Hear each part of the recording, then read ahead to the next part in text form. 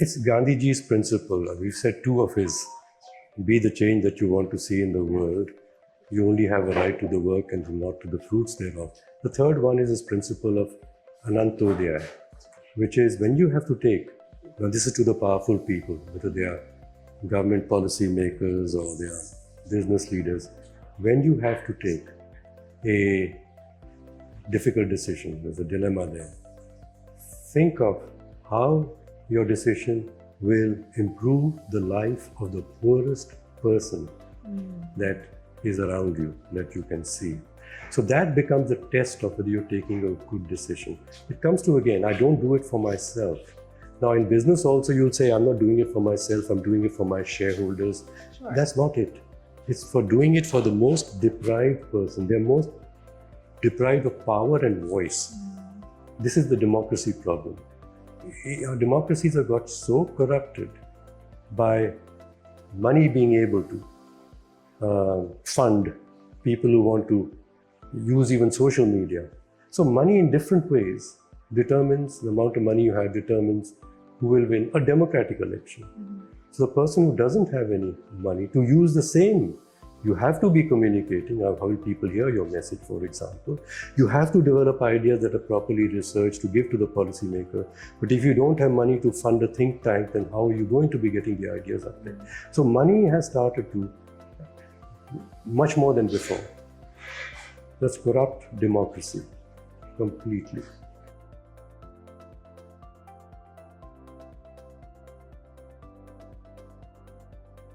I do feel for myself that when we talk about young people and teaching them how to follow Gandhi's principles, it's not enough to put them into a thing and say, let's have some readings of Gandhi, let's have some readings of Buddha. But they'll go out and they'll have dilemmas.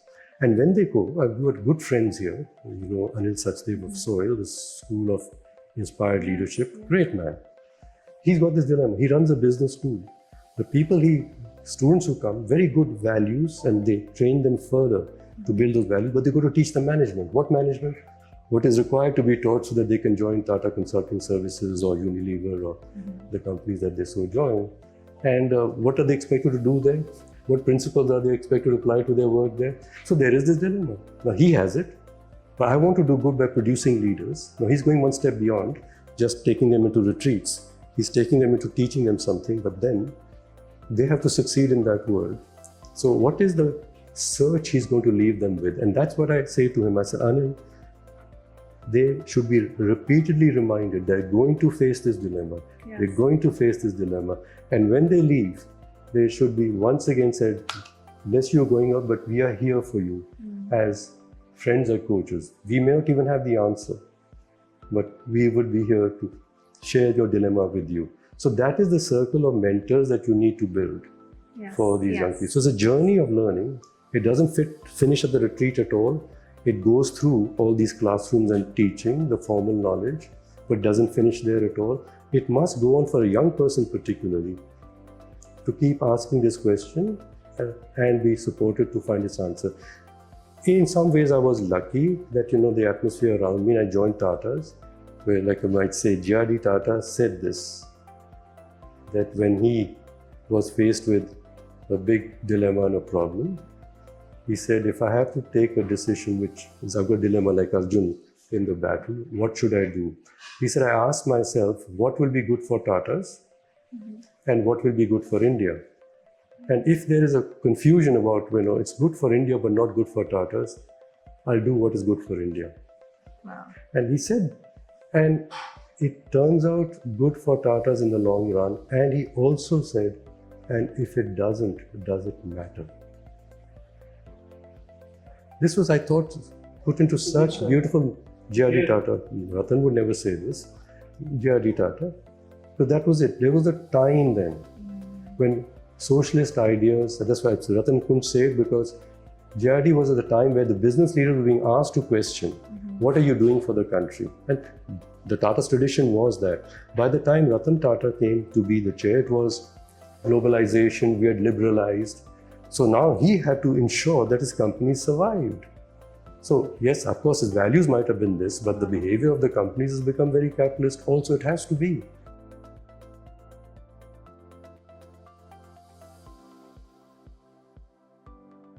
Sunil, I went to the United States. I went with Shama to the United States very suddenly. I was at very senior positions in Tata, very close to Murgaonkar and J.R.D. Tata also. And I needn't have gone for business reasons or career reasons at all. I mean, just the right place to be was where I was. But there were other circumstances, family circumstances, and so we took the plunge to go look after family. I mean, Jerry Tata helped me take that decision so well too.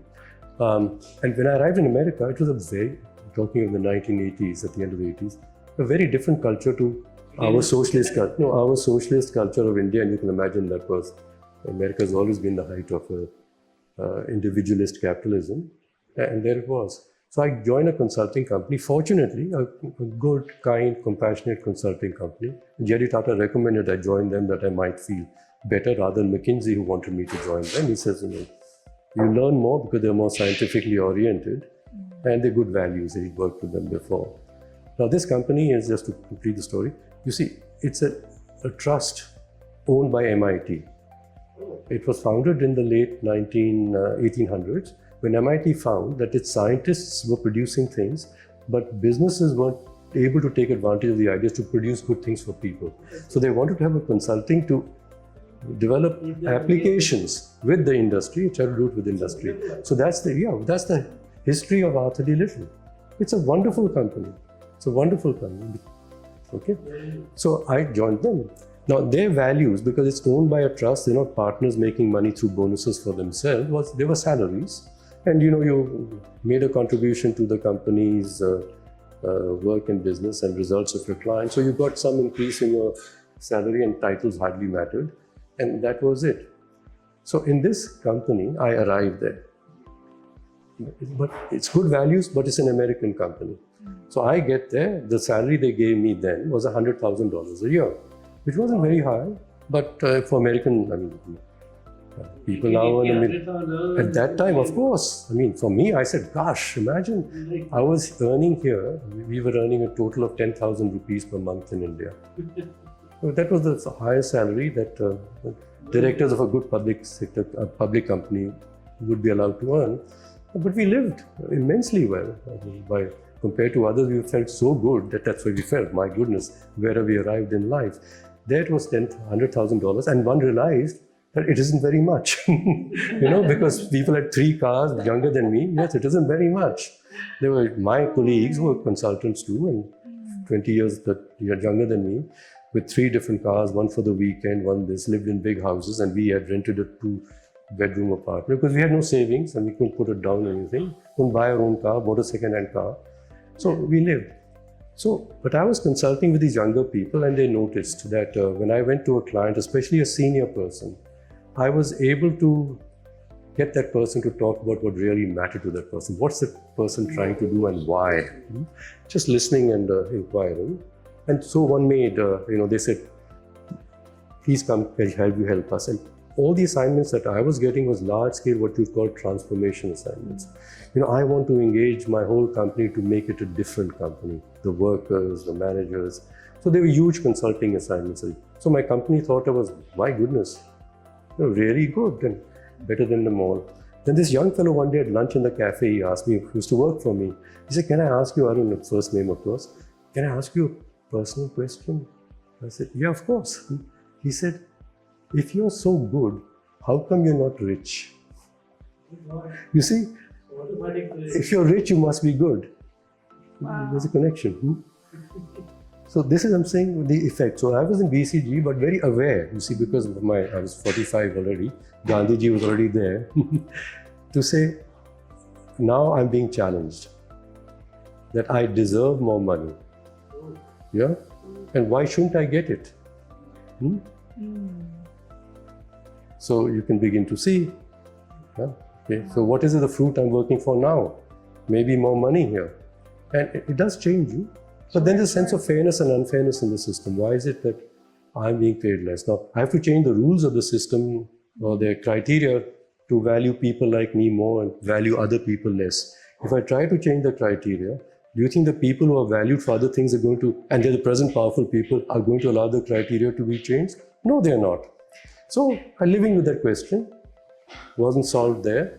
It is not solved anywhere, but I'm saying this is the question I'm with. And to your point with BCG, it was very clear to them when I joined BCG back here in India, came back as chairman, and I'd said so. They knew who I was, and they said, we want you because Indians will respect you. But then I can't be in the corporate world. And I therefore resigned from my directorships from all the best companies, Mahindras, Tatas, Birlas, Hero and others, on these grounds that, you don't need someone like me. You're required to perform as a board and to create value legally. So, let me go outside and write and stuff. And if you ever want to have a discussion with your fellows' values, and so Tata's invites me frequently. Mahindra did too. And that's fine.